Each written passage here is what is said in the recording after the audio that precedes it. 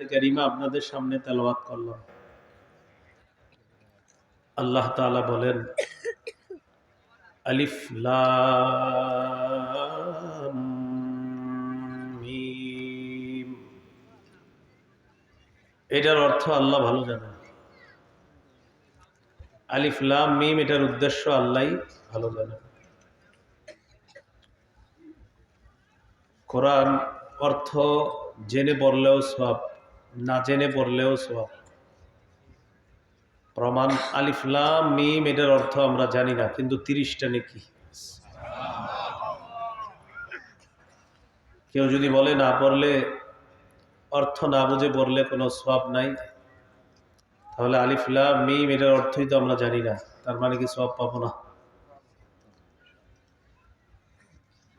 তিরমিজির হাদিস 2910 নম্বর হাদিস, রাসূলুল্লাহ সাল্লাল্লাহু আলাইহি সাল্লাম বলেন, মান ক্বারাআ হারফাম মিন কিতাবিল্লাহ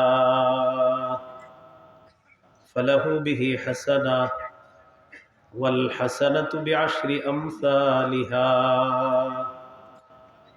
লা আকুলু আলিফ লাম মিম হারফুন ওয়ালাকিন আলিফুন হারফুন ওয়া লামুন হারফুন ওয়া মিমুন হারফুন। নবীজি বলেন, কোরআনের একটি অক্ষর যদি কেউ উচ্চারণ করে, তার আমল নামায় 10টি নেকি লিপিবদ্ধ হয়। আলিফ লাম মিম পুরাটা একটা অক্ষর এমনটি আমি বলছি না। আলিফ একটি অক্ষর, লাম একটি অক্ষর, মিম একটি অক্ষর। কেউ আলিফ লাম মিম এটা উচ্চারণ করলে তার আমল নামায় 30টি নেকি লিপিবদ্ধ করা হবে। এই জন্য কোরআন বুঝে পড়ার চেষ্টা করা, বাকি যতদিন না বুঝে আসবে ততদিনও পড়া করা, তেলাওয়াত করতে হবে, বুঝার চেষ্টা করা, না বুঝলেও তেলাওয়াত করতে হবে, সওয়াব কাটা যাবে না।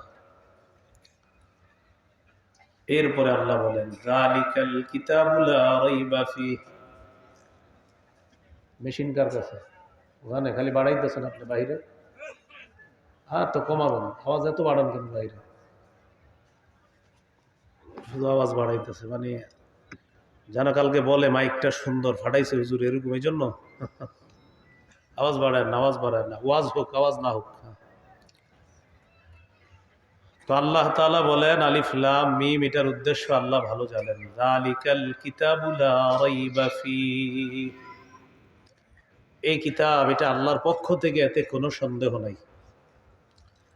সূরা বাকারার 23 নম্বর আয়াত আল্লাহ তাআলা চ্যালেঞ্জ করছেন, ওয়া ইন কুনতুম ফি রাইবিম মিম্মা নাযালনা আলা আবদিনা ফাতু বিসূরাতিম মিন মিথলি।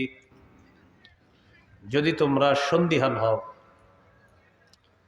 আমার বান্দা মুহাম্মদ সাল্লাল্লাহু আলাইহি সাল্লামের উপর যে কোরআন নাজিল করেছি এই ব্যাপারে যদি তোমাদের কোনো সন্দেহ থাকে, তাহলে কোরআনের মতো একটা সূরা তোমরা এনে দেখাও, বানায়া দেখাও। সূরা বাকারার 24 নম্বর আয়াতে আল্লাহ জবাব দিয়ে দিচ্ছেন, ফাইল্লাম তাফআলু ওয়া লান তাফআলু। যদি তোমরা না পারো, আর মনে রাখবা কিছুতে পারবাও না। সুবহানাল্লাহ, না আল্লাহই বলে দিচ্ছেন যদি না পারো, সাথে সাথে বলতেছে শোনো কিছুতে পারবাও না। ফাত্তাকুন নারাল্লাতী ওয়াকুদুহান নাস ওয়াল হিজারা। তাহলে ওই আগুনকে ভয় করো যে আগুনের জ্বালানি মানুষ এবং পাথর।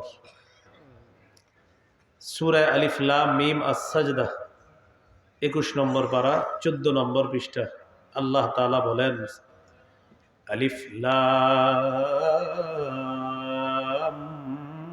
মিম তানজিলুল কিতাবি লা রাইবা ফীহি মির রাব্বিল আলামিন।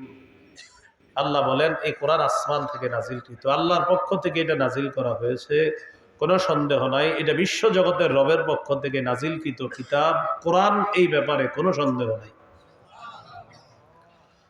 সূরা ইউনূসের 37 নম্বর আয়াত আল্লাহ তাআলা বলেন, ওয়ামা কানা হাযাল কুরআনু আন ইফতারা মিন দুনিল্লাহ ওয়ালাকিন তাসদীকাল্লাযী বাইনা ইয়াদাইহি ওয়া তাফসীলাল কিতাবি লা রাইবা ফীহি মির রাব্বিল আলামিন।